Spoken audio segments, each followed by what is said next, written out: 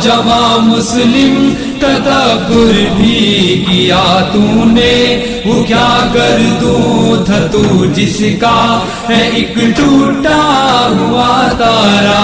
तुझे उस कौम ने पाला है आगोशे मोहब्बत में, कुचल डाला था जिसने पाँव में ताजे सरेदारा। मगर वो इल्म के मोती किताबें अपने आबा की, जो देखे उनको यूरोप में तो दिल होता है सिपारा। मगर वो जवा मुस्लिम। बिस्मिल्लाहिर्रहमानिर्रहीम। जी साथियों, तो आपने ये वीडियो देख ली, एक क्लिप थी। इसमें दिखाया गया कि किस तरह एक लेज़र लाइट की जो रे है उसको बेंड किया गया है प्रिज्म की मदद से। तो अब उसको ज़रा समझने की कोशिश करते हैं कि ये होता किस तरह है और इसमें क्या है क्या नहीं है। सबसे पहले प्रिज्म को समझ लें, ठीक है।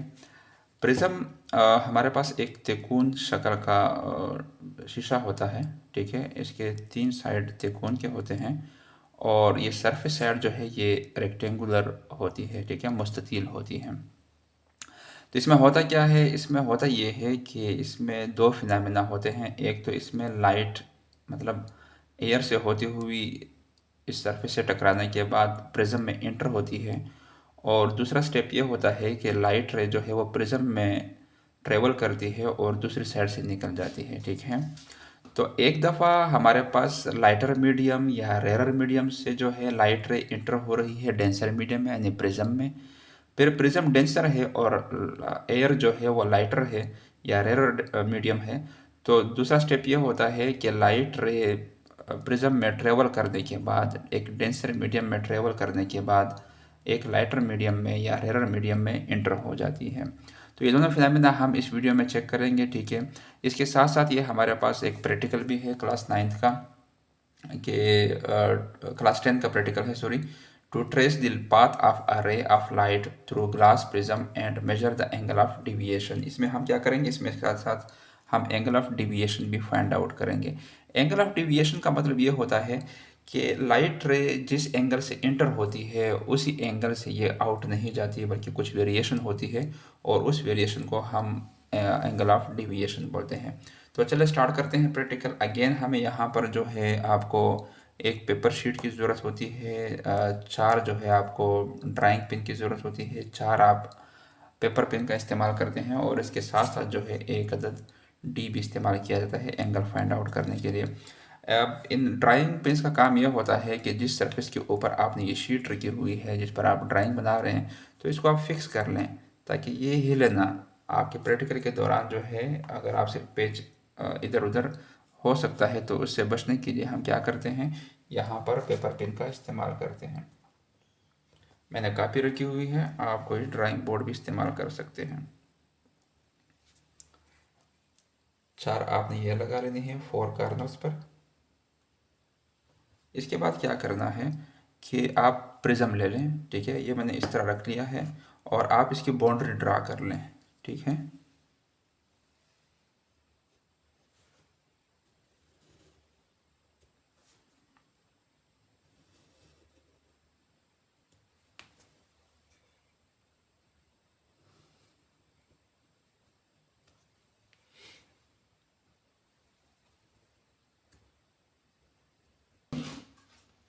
बाउंड्री ड्रा करने के बाद आपने क्या करना है कि आप एक तरफ से 2 पिनें लगा लें, ठीक है, इसी बाउंड्री के ऊपर।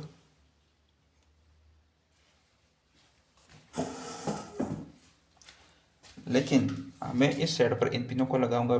पिनें बिल्कुल इसके स्ट्रेट ना लगाएं, बल्कि कोई 30 डिग्री के एंगल पे बना लें, ठीक है, और 30 से 60 एंगल के दौरान। अब ये मैंने एक पिन यहाँ पे लगा दी है, एक पिन जो है आप इसके पीछे लगा लें किसी भी जगह पर,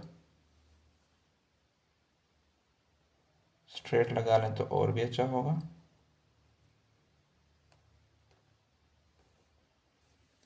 अब नेक्स्ट स्टेप हमारा ये होगा कि हम इस साइड से इन पिनों को देखेंगे। मैं आपको दिखा देता हूँ।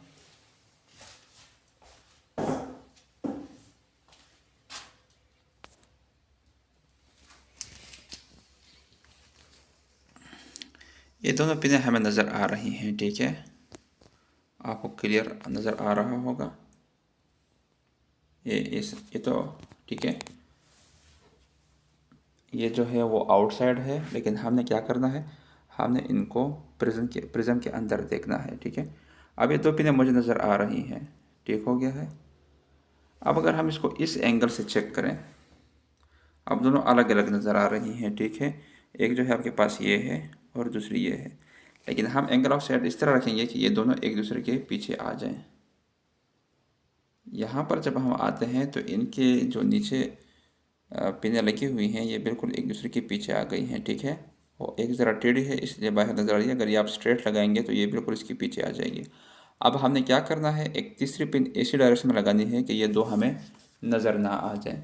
तो मैं लगा लेता हूँ इस तीसरी पिन को।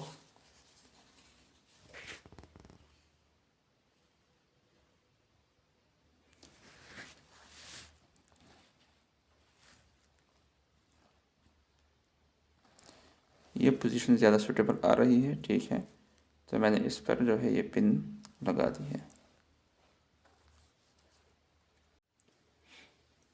अब हम इस तरह करते हैं कि एक चौथी पिन भी इस्तेमाल कर लेते हैं, और चौथी पिन हम इस तरह लगाएंगे कि ये चारों पिनें उसके पीछे आ जाएं, ठीक है। तो ये तकरीबन मेरे पास ये पोजीशन आ रही है, ठीक है, तो मैं यहाँ पर इस पिन को लगा लेता हूँ।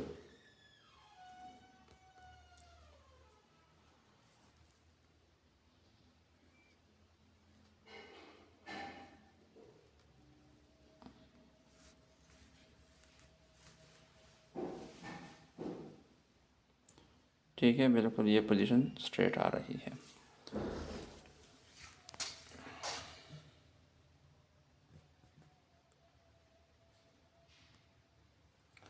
इसके बाद हमने क्या करना है कि बस अब आप प्रिज्म को भी हटा लें, ठीक है, यहाँ पर इन पिनों की जगह पर निशान बना लें।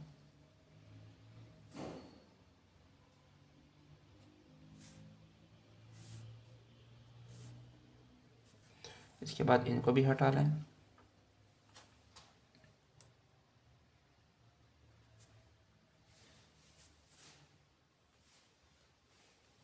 और ये भी इसका निशान तो हमें नज़र आ रहा है।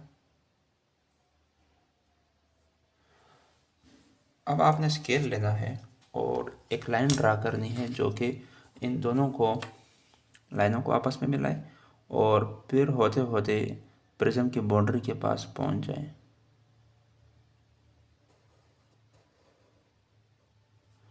ठीक है, यहाँ पर ये जो लाइट है इसको मैं डॉट लाइन से शो कर लेता हूँ, जो लाइन आ रही है वहाँ से।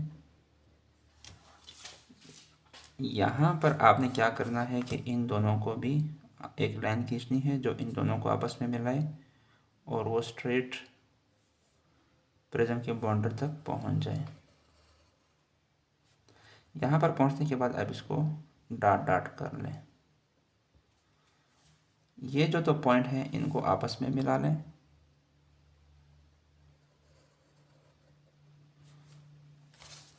अच्छा, अब ये जो है हमारे पास इंसिडेंट लाइट है या इंसिडेंट रे है, ये वो रे है जो रिफ्लेक्ट हो गई है और एयर से प्रिज्म में एंटर हो गई है।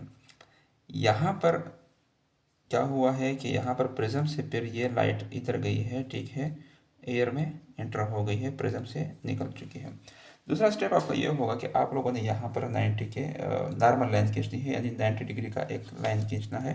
तो ये जो पॉइंट यहाँ पे हमारे पास क्रॉस हो रहा है इस पर आपने डी को रख लेना है और ये आपका 90 डिग्री हो गया।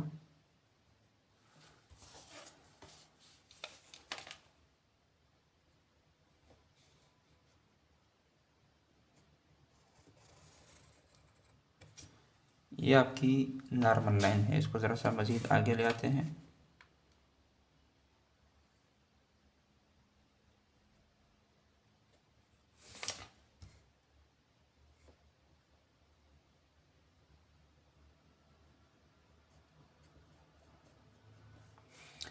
यहाँ पर ये जो एंगल बन रहा है ये आपके पास एंगल ऑफ इंसिडेंट है, इसको हम थीटा आई कहेंगे।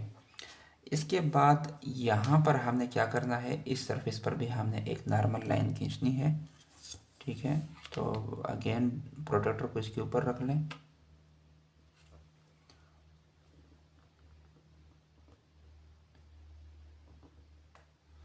ये आपका 90 डिग्री हो गई, और ये जो है आपके पास हो गया, इसको मिला लें आपस में, ये इसकी नॉर्मल लाइन हो गई इस सरफेस की। यहाँ पर ये वाला एंगल जो है ये आपके पास थीटा आर होगा, यानी एंगल ऑफ रिफ्रैक्शन होगा। और फिर यहाँ पर जब लाइट निकल रही है तो ये अगेन आपके पास एंगल ऑफ रिफ्रैक्शन ये भी होगा। अब हम इन दोनों का मुआवजा करते हैं। देखें, जब लाइट यहाँ से एंटर हो रही थी तो ये बेंड हो गई है नॉर्मल की तरफ। अब कितनी बेंड हो गई है मैं आपको दिखाता हूँ। ये एंगल मेजर कर लेते हैं। मेजर आपने इस नॉर्मल लाइन से करना है इसको। तो ये आपके पास आती है, इसको ज़रा स्ट्रेट ले जाएं ताकि मेजर करने में आसानी हो।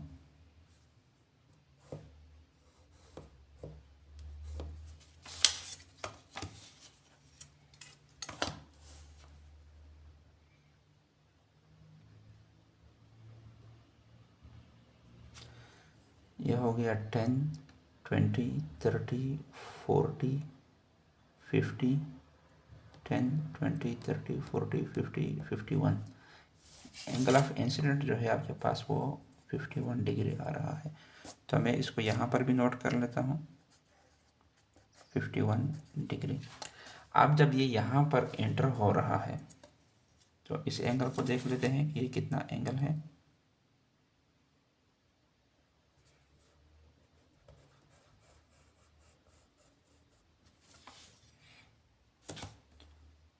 इस लाइन को स्ट्रेट हम ले जाते हैं।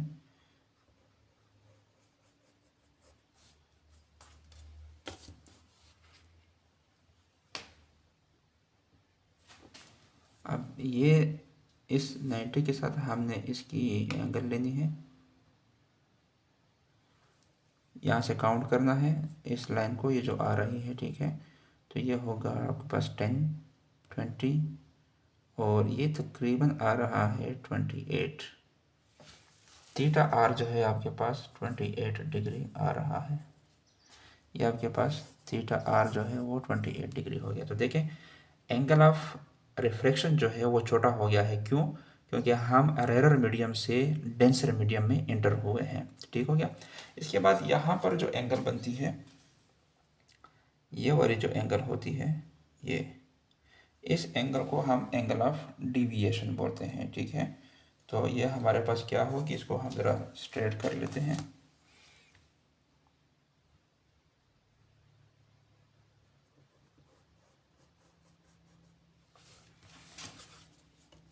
ये आपने किस तरह लेना है कि आपने इसके ऊपर जहाँ पर क्रॉस हो रहा है यहाँ पर डी रख लें, बिल्कुल इस स्ट्रेट लाइन के ऊपर, और इसको मेजर कर लें। ठीक है।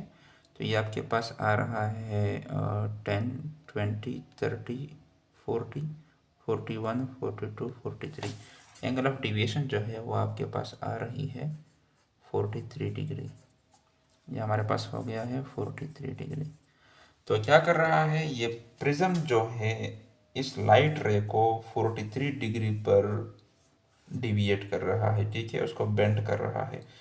अब ये रे इससे आउट हो रही है, आपने इधर दूसरा प्रिज्म रखा, वो इसको अगेन अपने एंगल ऑफ डिविएशन के मुताबिक बेंड कर देगा। ठीक है।